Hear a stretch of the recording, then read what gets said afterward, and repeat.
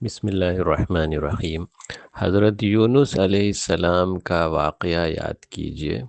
رات کا اندھیرا، سمندر کی گہرائی اور مچھلی کے پیٹ کے اندر ایک انسان، اور عقل اور سائنس کی لائن سے سوچیں کہ کیسے اس انسان کو واپس لایا جا سکتا ہے۔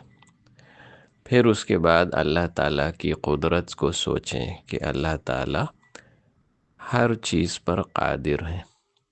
مستدرک حاکم کی حدیث ہے سعد بن مالک رضی اللہ عنہ سے کہ میں نے رسول صلی اللہ علیہ وسلم کو ارشاد فرماتے ہوئے سنا، کیا میں تم کو اللہ تعالیٰ کا اسم اعظم نہ بتا دوں جس کے ذریعے سے دعا کی جائے تو قبول فرماتے ہیں اور سوال کیا جائے تو پورا فرماتے ہیں۔ یہ وہ دعا ہے جس کے ذریعے حضرت یونس علیہ السلام نے اللہ تعالیٰ کو 3 اندھیروں میں پکارا تھا، لا الہ الا انت سبحانک انی کنت من الظالمین۔ آپ کے سوا کوئی معبود نہیں، آپ تمام عیبوں سے پاک ہیں، بے شک میں ہی قصوروار ہوں۔ ایک آدمی نے رسول اللہ صلی اللہ علیہ وسلم سے پوچھا، یا رسول اللہ، کیا یہ دعا حضرت یونس علیہ السلام کے ساتھ خاص ہے یا تمام ایمان والوں کے لیے عام ہے؟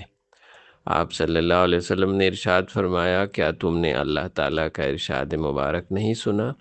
وَنَجَّيْنَاهُ مِنَ الْغَمِّ وَكَذَلِكَ نُنْجِي الْمُؤْمِنِينَ، کہ ہم نے یونس علیہ السلام کو مصیبتوں سے نجات دی اور ہم اسی طرح ایمان والوں کو نجات دیا کرتے ہیں۔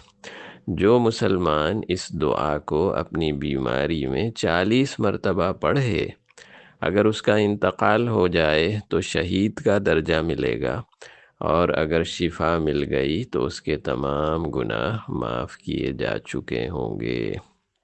یہ آیت کریمہ، اس کا ختم مشکل حالات میں کیجئے، لا الہ الا انت سبحانک انی کنت من الظالمین، اور اپنی گزشتہ زندگی کو اس پر ماضی پر استغفار اور آئندہ کے لیے زندگی میں ایمان، یقین، توکل، احسان، نبیوں کے قصے، دین کی محنت، دعوت و تبلیغ، تزکیہ نفس اور خدمت خلق میں لگیں۔